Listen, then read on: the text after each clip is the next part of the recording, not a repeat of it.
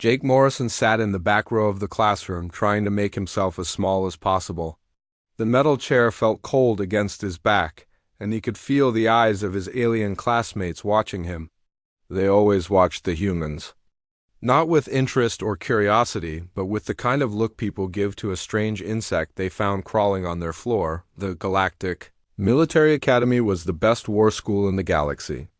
Only the smartest and strongest students from every world could come here. Jake was proud to be one of the 3 humans who made it in. But some days he wondered if it was worth it. Professor Vexstar stood at the front of the room. He was a tall, thin creature with 4 arms and skin that looked like purple leather. His voice sounded like gravel falling down a hill when he spoke. "Today we will discuss the greatest warriors in galactic history," Professor Vexstar announced. His yellow eyes swept across the room. "Each species has produced legends, heroes who changed the course of wars and shaped the destiny of worlds." Jake's stomach twisted. He knew what was coming. The professor pointed at Crixinal, a Zephyrian prince who sat in the front row. Crixinal was huge, even sitting down. His body was covered in what looked like living crystal that sparkled blue and silver in the classroom lights. When he moved, the crystals made soft chiming sounds. "Tell us about your people's greatest warrior," Professor Vexstar said.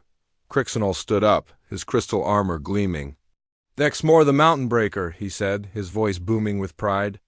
In the Great Crystal Wars, he faced an army of 1,000,000 stone creatures on the dead world of Grax. He was alone, with no weapons but his own power. The other students leaned forward. Even Jake had to admit the story sounded amazing. "Vexmore reached into the planet's core with his mind," Crixinal continued. "He pulled the molten rock up through the ground and shaped it into 1,000 crystal warriors. Then he led them into battle, crushing the stone army beneath waves of living crystal. When the battle was over, he had turned the entire dead world into a garden of crystal trees." The classroom erupted in impressed murmurs. Some students clapped. Jake noticed that even Professor Vexstar nodded with approval. "Excellent," the professor said. "Who else would like to share?" A student from the nautiloid species raised one of her tentacles. Her name was Splashara, and she looked like a giant octopus that had learned to stand upright. Her skin was dark blue with silver spots that glowed softly. "Great swimmer depth song," she said, her voice making bubbling sounds. During the war of endless tides, she dove to the bottom of the Crimson Ocean on Hyber 9. The water was so deep that the pressure would crush any normal being into nothing. Splashara's silver spots glowed brighter as she spoke. At the bottom, she found the Leviathan King, a creature the size of a moon. It had been sleeping for 10,000 years, but the war had woken it up. The king was angry and planned to rise to the surface and swallow all the worlds in the system. "What did she do?" asked another student. "She challenged the Leviathan King to single combat," Splashara said proudly. They fought for 7 days and 7 nights in the crushing depths. Depth Song used the water itself as her weapon, turning ocean currents into spears and whirlpools into shields. Finally, she defeated the king by singing a song so sad and beautiful that the great creature went back to sleep forever. More applause filled the room. Jake sank lower in his chair. Professor Vexstar called on several more students. Each story was more incredible than the last. The Vortani student told about energy beings who could reshape stars with their thoughts. The insectoid representative described hive warriors who could split their consciousness among 1,000,000 bodies at once. The silicon-based life form spoke of creatures who lived for millions of years and remembered every battle in galactic history. Finally, Professor Vexstar's yellow eyes found Jake. "Mr. Morrison," the professor said, "perhaps you could enlighten us about human military legends?" The room went quiet. Jake could feel every alien eye staring at him. His mouth felt dry and his hands were sweating. He stood up slowly. Next to the giant aliens around him, he looked tiny and weak. His brown hair was messy, and his human military uniform looked plain compared to the exotic clothing and natural armor of his classmates. "Well," Jake began, his voice cracking slightly, "there was Alexander the Great. He conquered most of the known world when he was still young. He never lost a battle and built an empire that stretched across 3 continents. Jake paused, waiting for the impressed sounds that had followed the other stories. Instead, he heard snickering. "How big was this world?" asked Crixinol, not bothering to hide his amusement. "It was Earth," Jake said. "Our home planet. Just one planet." Splashara's tentacles wiggled in what Jake had learned was the nautiloid version of laughter. He conquered one single planet? Well, part of it, Jake admitted. His face was getting red. There were other parts he didn't reach. The snickering got louder. Jake tried to continue. There was also Napoleon Bonaparte. He was a great general who won many battles across Europe. And General Patton, who helped win World War II with his tank divisions. "Tanks?" asked Zixith, a student whose species looked like walking trees made of metal. "What are tanks?" "They're armored vehicles that move on the ground and fire cannons," Jake explained. The laughter was open now. Even Professor Vexstar was making a sound that might have been chuckling, though it was hard to tell with his species. "Ground vehicles?" Crixinol was almost shouting with laughter. "Your great warriors rode around on the dirt in metal boxes?" "It was effective for the time," Jake said weakly. "What kind of weapons did they use?" asked another student. Jake's heart sank. "Guns, swords, cannons that shot metal balls." The room exploded in laughter. Students were holding their scythes, tentacles, or whatever they used for limbs. Jake heard comments being whispered back and forth. "Metal balls? They fought on the ground like animals. One planet, he conquered part of one planet." Crixinol stood up, his crystal armor chiming as he moved. "Mr. Morrison," he said, his voice dripping with fake politeness, "you must understand how this sounds to us. Your greatest warrior conquered part of one small planet using primitive ground vehicles and weapons that throw metal pieces." The Zephyrian prince gestured grandly with his 4 arms. "My people reshape matter with our minds. We command fleets of ships that can crack moons in half. We fight battles across solar systems that last for centuries." He looked around the room, making sure he had everyone's attention. "Your species fights with metal sticks and powder that explodes. We have trouble understanding how you even survived long enough to develop space travel." The laughter got even louder. Jake felt his face burning with shame and anger. He wanted to say something, anything to defend his species. But what could he say? Compared to beings who could move mountains with their thoughts or command cosmic forces, human achievements did sound pathetic. "Perhaps," Professor Vexstar said, trying to restore some order to the classroom, "human warfare is simply more modest in scale. Not every species can produce warriors of truly galactic significance." Jake sat down hard in his chair. The other students were still chuckling and whispering among themselves. He stared at his hands and tried to ignore the burning feeling in his chest. What none of them knew, what Jake had never told anyone at the academy, was the secret he carried. Hidden in his personal files, locked away behind the highest security codes, was information that would change everything these smug aliens thought they knew about humanity. Jake Morrison was not just any human cadet. He was the nephew of Admiral Lucas Grant, the man who had saved the human colonies from complete destruction in the Centauri War, the man who held the line at Europa Station against impossible odds, the man who single-handedly changed the course of 3 different galactic conflicts. But Jake had promised his uncle he would never use the family name to get special treatment. He would earn his place at the academy on his own merit, the same way every other human had to dot. As the laughter finally died down and Professor Vexstar moved on to other topics, Jake made himself a silent promise. Someday, somehow, these aliens would learn the truth about human warriors. And when they did, they would never laugh again. The news spread through Proxima Station like wildfire. Admiral Lucas Grant was coming to the academy as a guest instructor.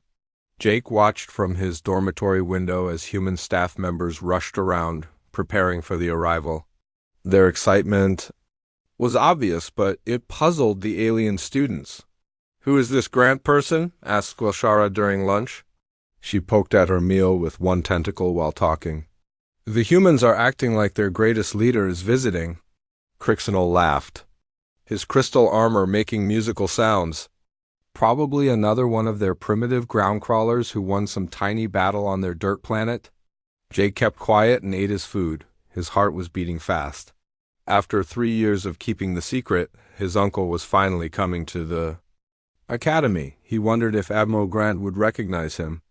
They had not seen each other since Jake was 12 years old. The alien students continued making jokes about human military heroes.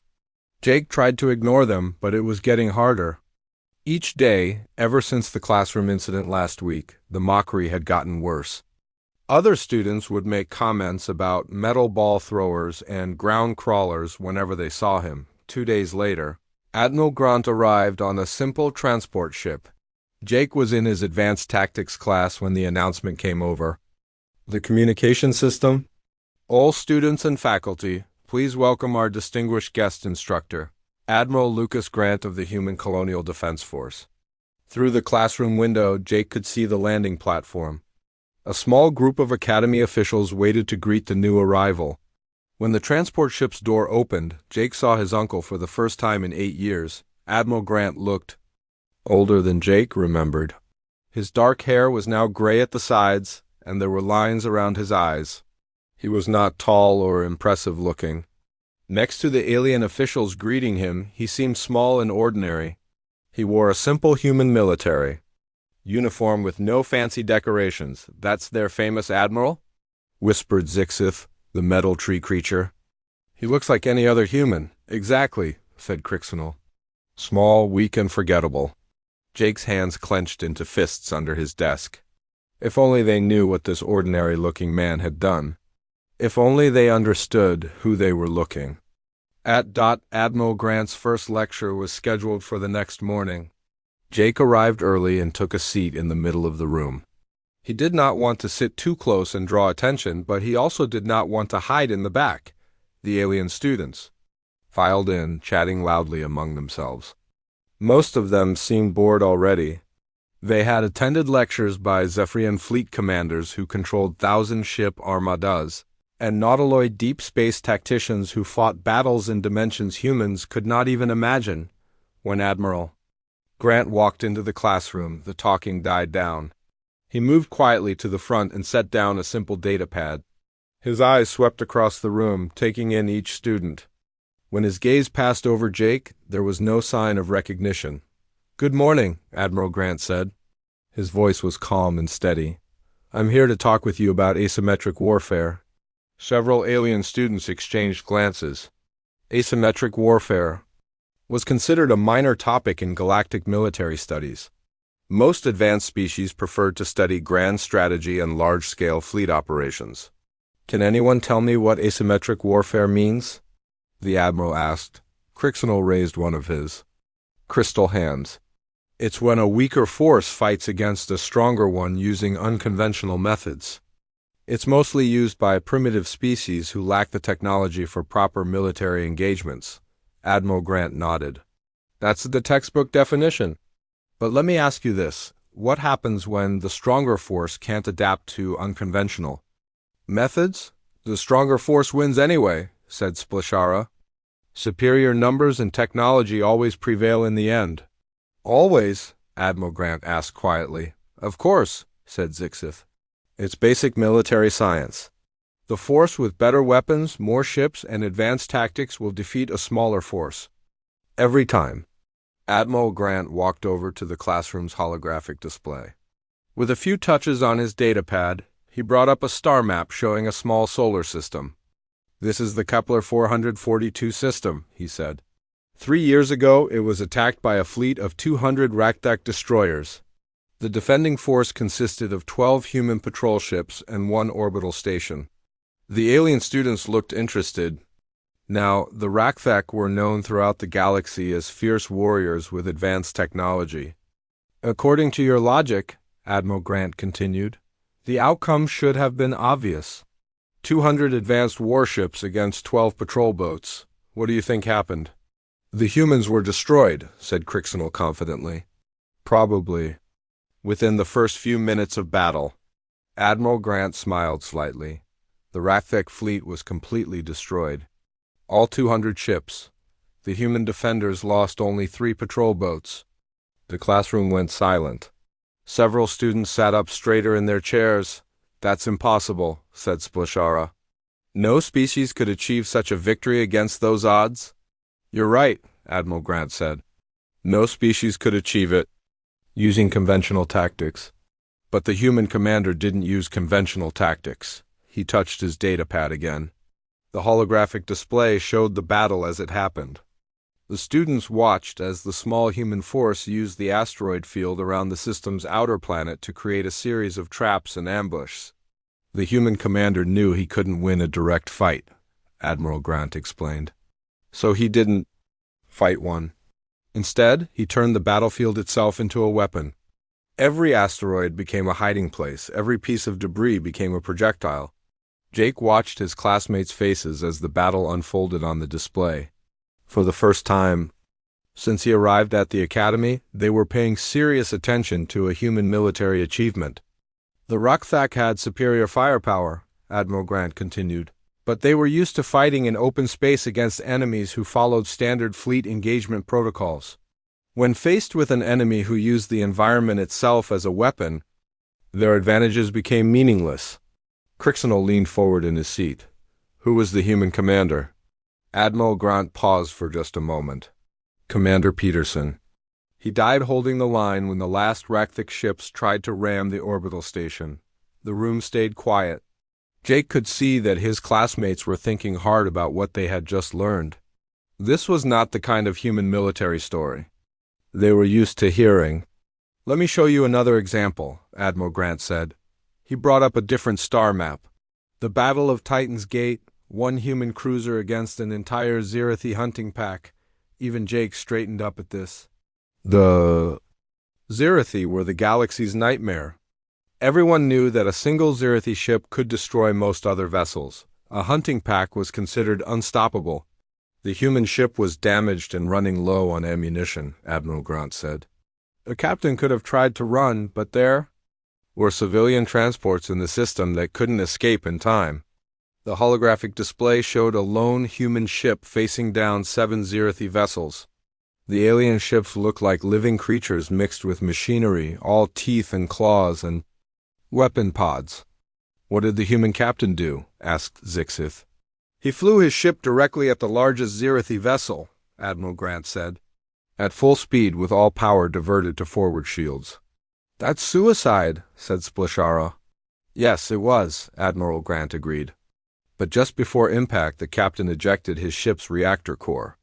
The explosion destroyed 3 Zirathi ships and crippled 2 others.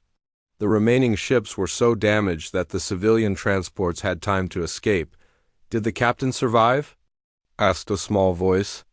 Jake realized it was his own voice. Admiral Grant looked directly at him. "No, Captain Harris went down with his ship, but 8,000 civilians lived because of his sacrifice." The room was completely silent now. Jake could see that his classmates were struggling with what they were hearing. These were not the primitive, ground-crawling humans they had been mocking. These were warriors who would die before abandoning their duty. "I want you to think about something," Admiral Grant said quietly. "Every species in this room comes from a homeworld where they were the dominant life form. You evolved at the top of your food chains, protected by natural advantages that made you apex predators." He walked slowly around the room, making eye contact with each student. "Humans evolved differently. We were not the strongest or fastest creatures on our world.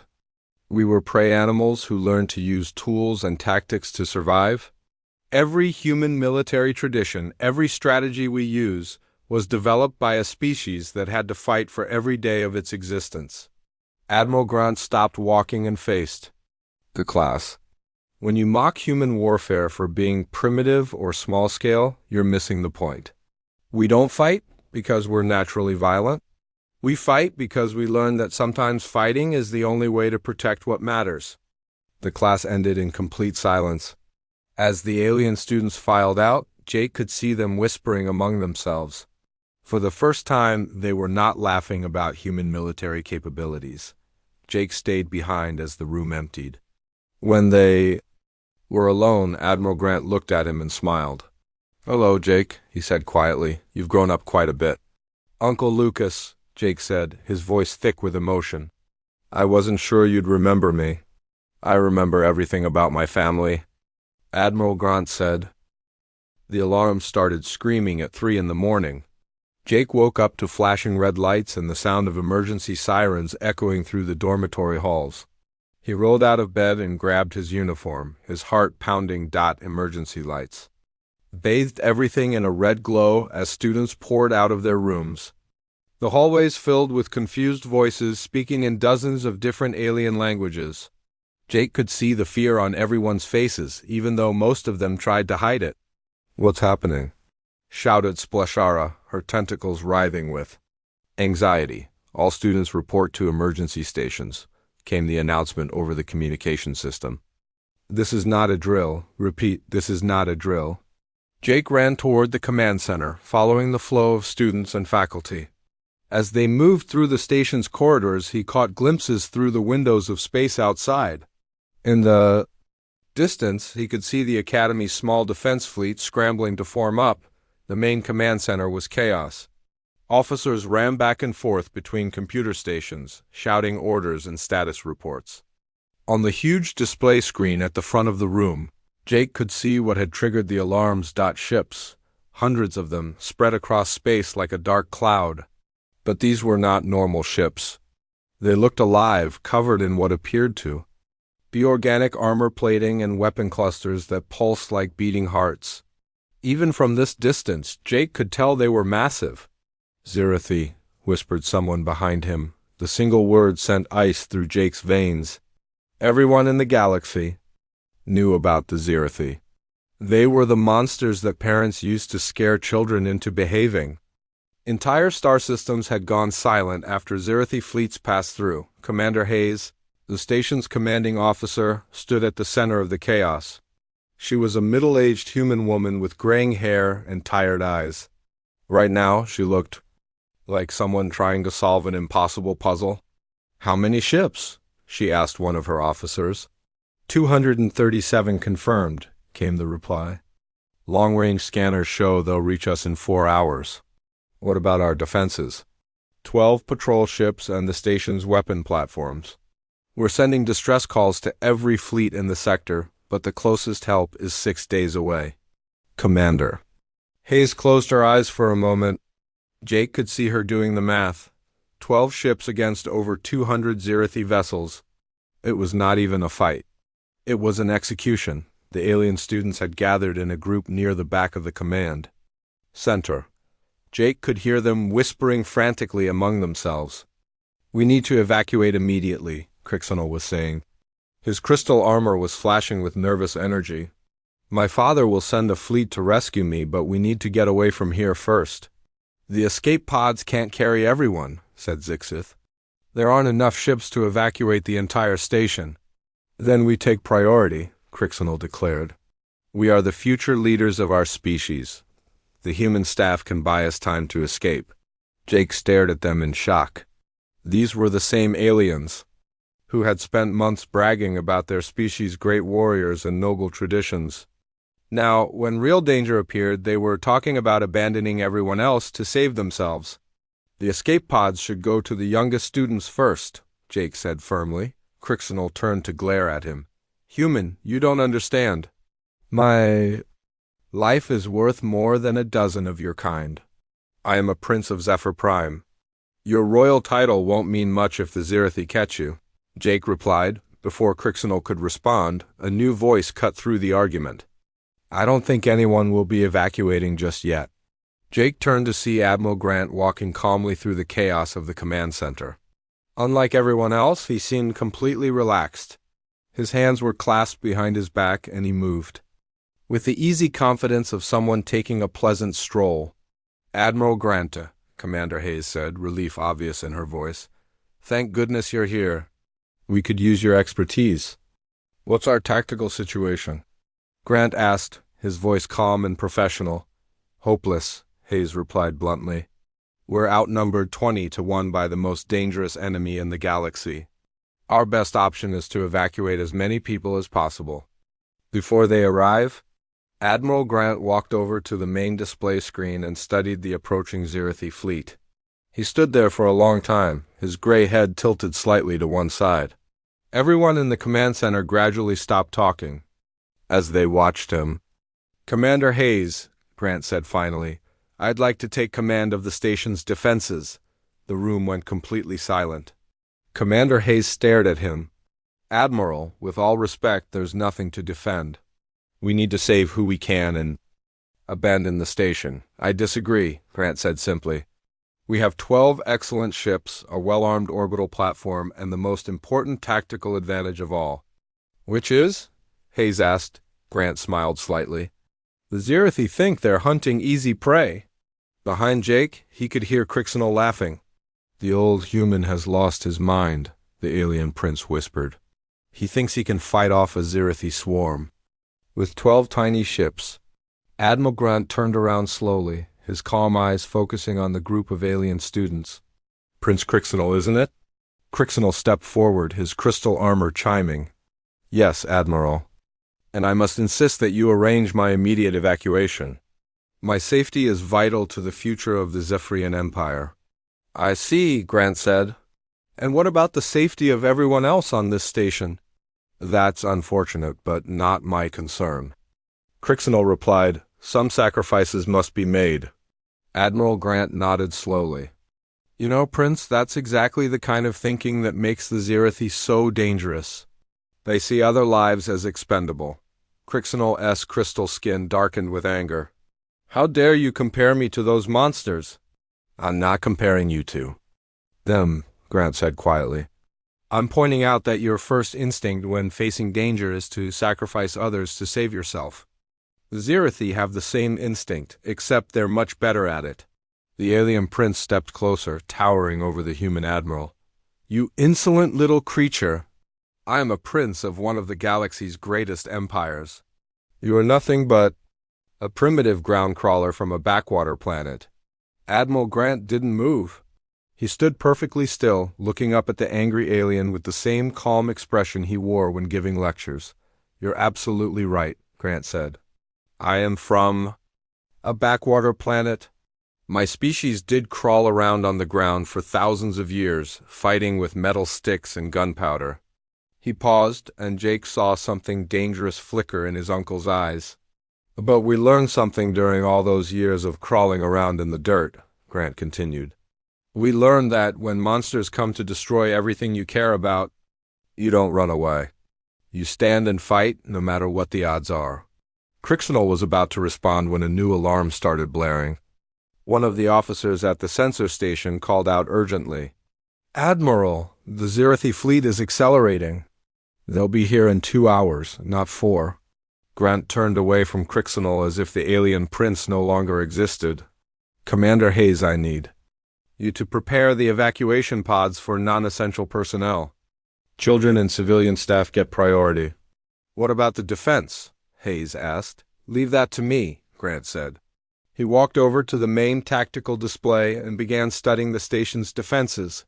Jake watched as his uncle's fingers danced over the control panels, calling up ship positions, weapon inventories, and tactical readouts. The old man's eyes moved constantly, taking in every detail. "Sir," one of the officers said hesitantly, "the Zirathi have adaptive armor. Every weapon we use against them will only work once before they adjust." "I know," Grant replied without looking up, "and their ships are biomechanical. They can heal, damage, and regenerate destroyed components. I know that too." "Admiral," the officer pressed, "they've destroyed entire battle fleets. How can 12 patrol ships possibly stop them?" Admiral Grant finally looked up from the displays. His calm face showed no fear, no doubt, no uncertainty. Jake had seen that expression before years ago, when his uncle had promised him that everything would be all right after Jake's parents died. "Officer Chun," Grant said patiently, "you're thinking about this the wrong way. You're asking how we can destroy 200 Zirathi ships. Isn't that the goal?" Chun asked, confused. "No," Grant replied. "The goal is to protect this station and everyone on it. Destroying the enemy fleet is just one possible method." He turned back to the tactical displays. The Zirathi are coming here because they think we're easy targets. They're expecting to find a small, weak outpost that will fall quickly. Grant's fingers moved over the controls, highlighting different sections of the station and surrounding space. What they're actually going to find is a carefully prepared killing ground, defended by someone who has spent his entire life learning how to turn disadvantages into advantages. Behind Jake, the alien students had gone quiet. Even Crixenal was staring at Admiral Grant with something that might have been the beginning of respect. "Commander Hayes," Grant said, "please begin the evacuation of non-essential personnel, and send a message to the approaching fleet." What should the message say? Hayes asked. Admiral Grant smiled, and for the first time Jake saw something cold and predatory in his uncle's expression. "Tell them that Admiral Lucas Grant is waiting for them," he said quietly, "and tell them they're about to learn why humans don't surrender." The Zirathi fleet filled the viewing screens like a nightmare come to life. Each ship was a twisted fusion of living flesh and dark metal, covered in weapon pods that pulsed with organic rhythm. They moved through space like a school of predatory fish, coordinated and deadly. Jake stood in the observation deck with the other students, watching the impossible battle about to unfold. The 12 human patrol ships looked like toys compared to the massive Zirathi vessels. Even the smallest enemy ship was 3 times larger than the biggest human defender. "This is insane," whispered Splashara, her tentacles wrapped around herself in fear. "We should be evacuating, not watching a massacre." Admiral Grant's voice came over the communication system, calm and clear. "All ships, this is Admiral Grant. Remember, we're not trying to win a fair fight.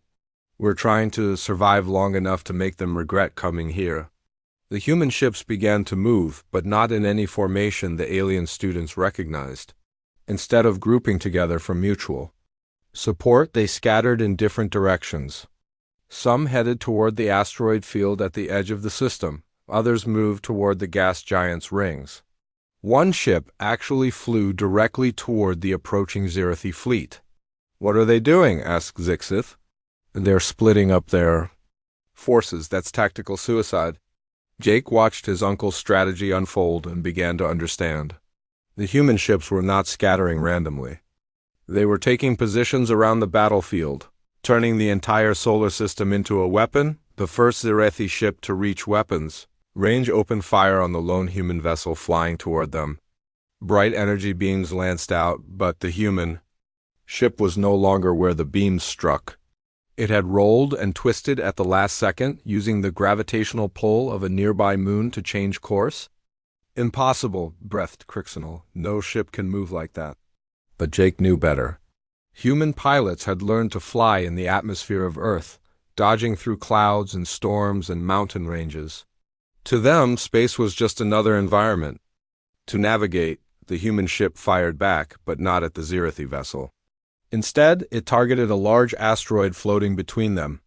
The asteroid exploded in a shower of rock and metal debris that peppered the Zirathi ship's hull. The alien vessel's bio-armor began to adapt, growing thicker to protect against the impacts. "Clever," Admiral Grant's voice said over the radio. "They're learning to protect against kinetic impacts. Let's see how they handle this." 2 more human ships converged on the same Zirathi vessel, but they were not firing kinetic weapons. Instead, they used mining lasers, tools designed to cut through solid rock. The focused beams carved into the Zirathi ship's hull, but the bio-armor quickly adapted to the heat, growing reflective scales to deflect the energy. "They're adapting to every attack," said one of the human officers over the communication channel. "Just like the report said, exactly as expected," Grant replied. "Now they think they understand our capabilities. Time for lesson 2. The human ships suddenly changed tactics again. Instead of attacking the Zirathi vessels directly, they began targeting the space around them. Ice comets were redirected to create clouds of freezing vapor. Asteroids were broken apart to create fields of debris. The gas giant's rings were disrupted, sending billions of particles spinning through space. The Zirathi fleet found itself flying through an increasingly chaotic battlefield where visibility was limited and navigation was dangerous. Their bio-armor was adapting to the various attacks, but it could not adapt to colliding with unexpected obstacles. "Brilliant," whispered Jake. "He's not fighting the ships. He's fighting the environment." The first Zirathi vessel to be destroyed was not brought down by weapons fire. Instead, it flew into a cloud of metallic dust that the human ships had created by grinding up several asteroids. The fine particles interfered with the ship's bioelectrical systems, causing it to lose control and crash into a moon. "One down," Grant's voice said calmly. 236 to go. The Zirathi fleet began to adapt to the environmental hazards, but that adaptation came at a cost. Their bio-armor was now optimized for dealing with debris and dust clouds, which made them more vulnerable to direct energy weapons. The human ships immediately switched tactics again, using their patrol ship lasers to target the enemy vessel's newly modified hulls. 3 more Zirathi ships were destroyed in quick succession, but the enemy was learning fast.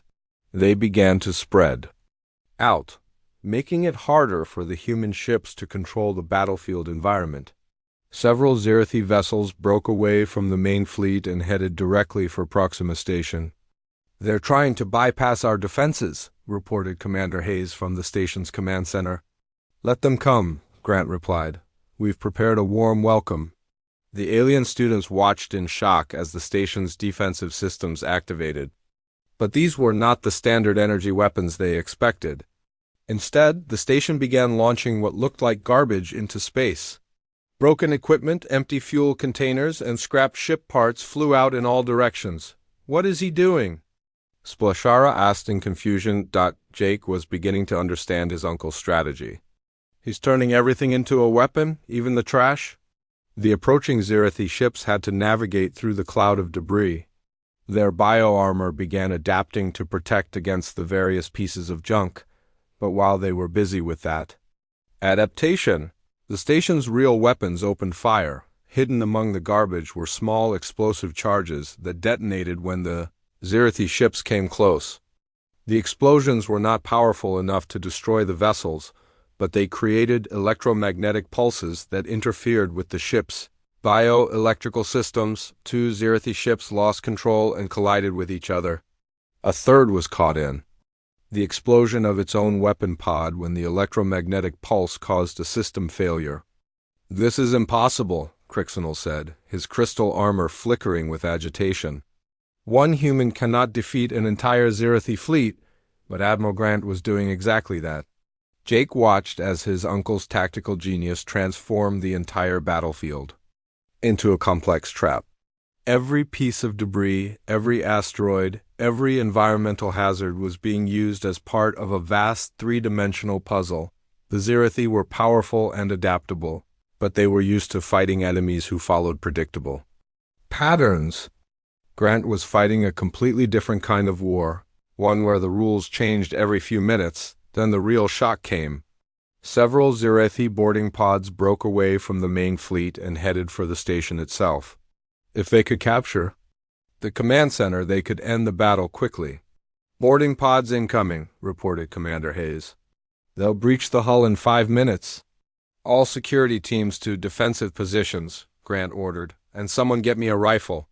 Jake stared at the communication speaker. "He's going to fight them personally?" The alien students looked at each other in confusion. In their military traditions, commanders stayed in secure bunkers during battles. The idea of a fleet admiral picking up a weapon and fighting directly was almost unthinkable. "The human has lost his mind," Crixinal said. "He should be coordinating the fleet, not playing soldier." But Jake knew his uncle better than that.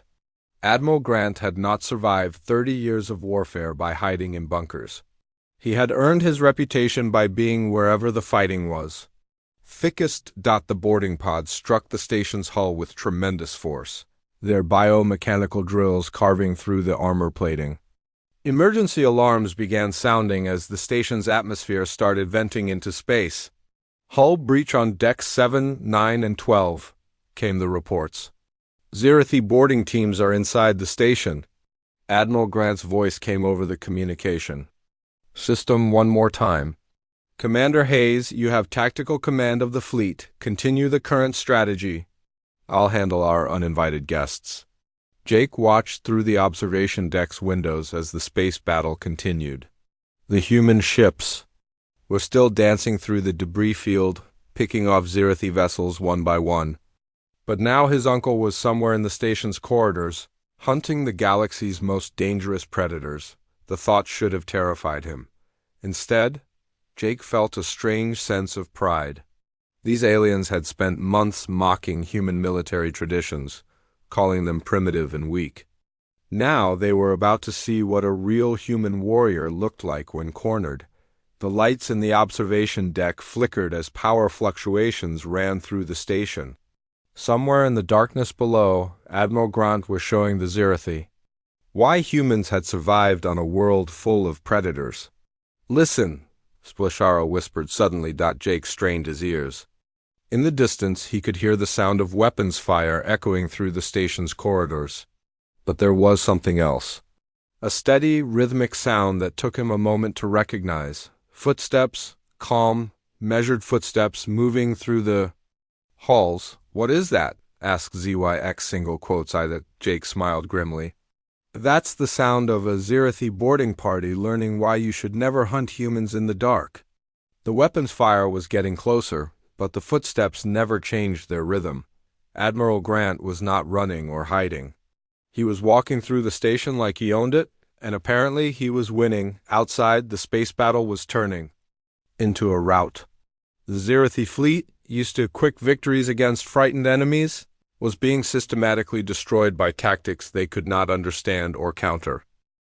The last Zirathi ship exploded in a ball of green fire, its biomechanical hull finally giving up after hours of impossible battle.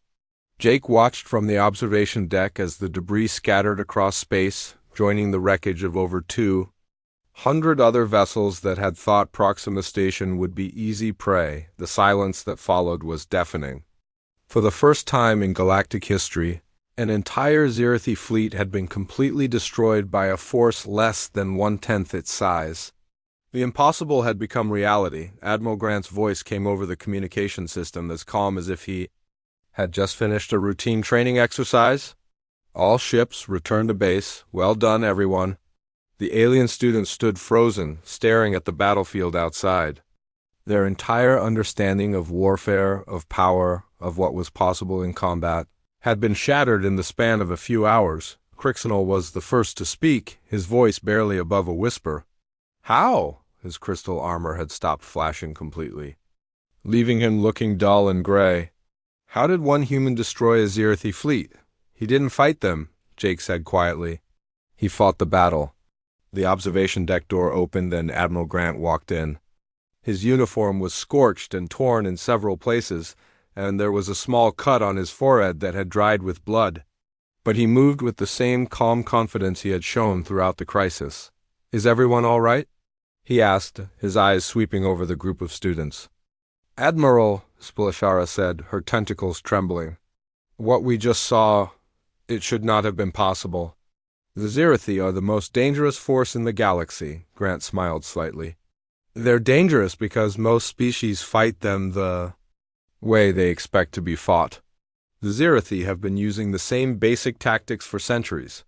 They rely on superior numbers, adaptive technology, and the fear they inspire in their enemies." He walked over to the observation windows and looked out at the wreckage. "But they have weaknesses, just like every other enemy. You just have to be willing to think differently about how to exploit those weaknesses." "But the odds," Zixith sighed, his metal branches creaking with confusion. 200 ships against 12. "No tactical genius can overcome mathematics." "You're right," Grant agreed. "No tactical genius can overcome those odds in a direct fight." "So I didn't fight them directly." Jake watched his uncle's face as he spoke. There was no pride or boasting in his expression, just the quiet satisfaction of a job well done. "Every weapon they used against us, every adaptation their bio-armor made, every tactical decision they made was predictable," Grant continued. The Zirathi have been so successful for so long that they've become rigid in their thinking. They expect their enemies to behave in certain ways. And when those enemies don't behave as expected, asks Splashara, then the Zirathi's greatest strengths become weaknesses, Grant replied. Their adaptive armor can only adjust to threats it recognizes. Their bioships can only heal damage they understand. Their tactics only work against enemies who fight. Back in conventional ways. Crixinal stepped forward, his crystal armor beginning to glow again. Admiral Grant, I owe you an apology. I mocked your species and your military traditions. I was wrong. Grant turned to face the alien prince. You weren't entirely wrong, Prince Crixinal. Human military achievements are small compared to your species' capabilities.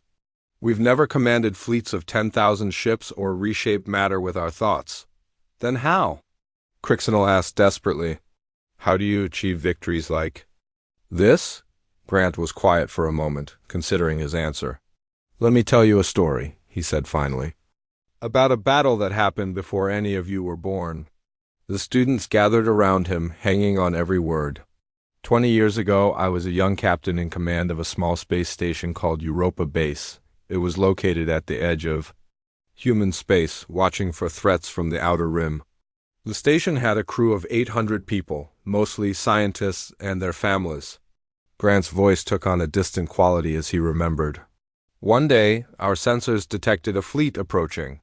300 ships from a species we had never encountered before.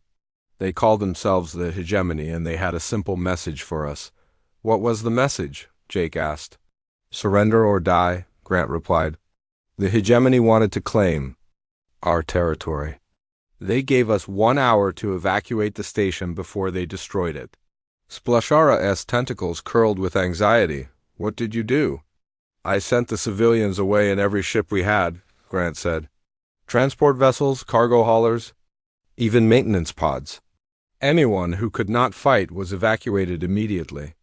And then, pressed Crixinal? Then I stayed behind with 17 volunteers. We had one partially armed station against 300 warships. The alien student stared at him in shock. Even the Battle of Proxima Station had better odds than that. The Hegemony fleet arrived exactly on schedule, Grant continued.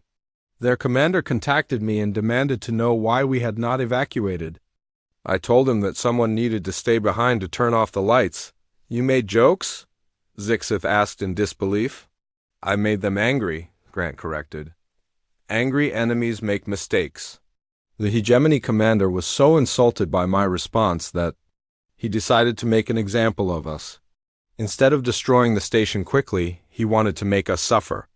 Grant walked over to the tactical display that still showed the remains of the Zirathi fleet. The Hegemony spent 6 days trying to break Europa Station. They used every weapon in their arsenal, tried every tactic in their playbook. But we were fighting for time, not victory. Time for what? Jake asked. For the evacuation ships to reach safety, Grant replied. And for me to study their attack patterns? By the 4th day, I knew exactly how they thought, how they fought, how they made decisions. What happened on the 7th day? Splashara whispered. Grant's expression hardened.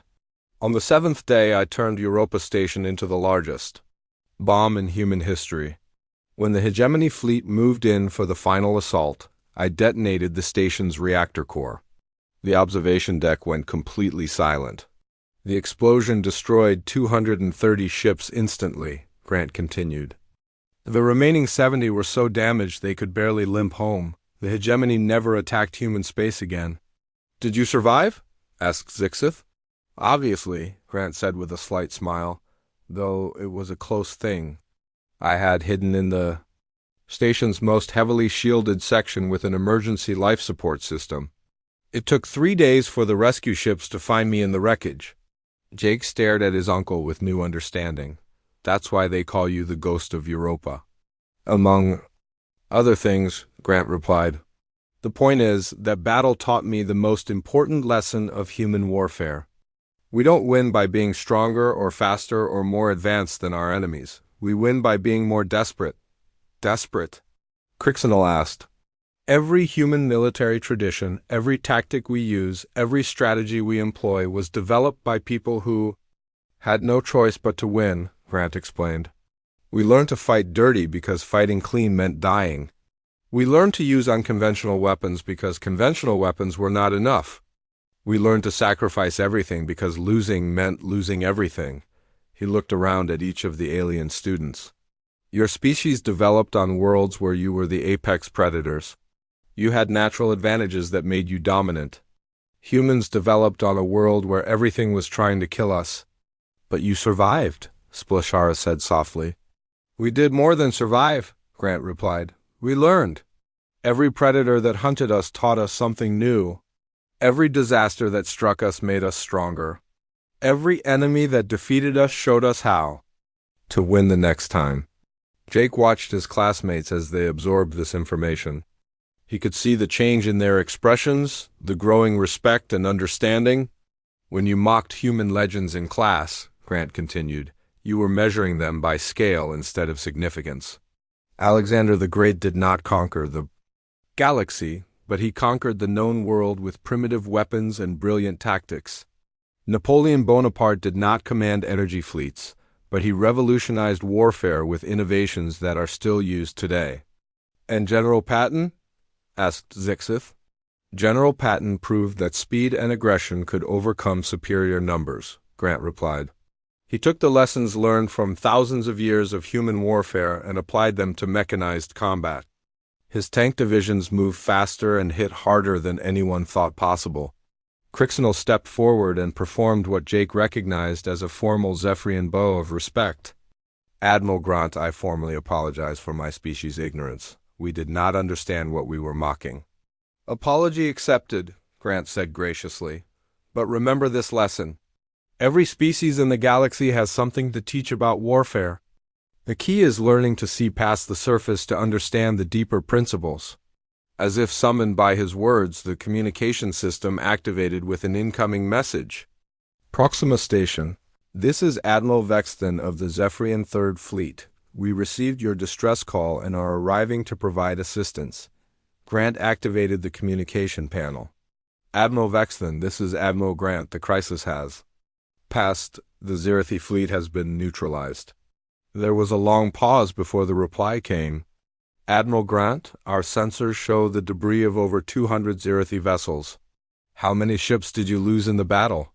3 patrol boats, Grant replied calmly.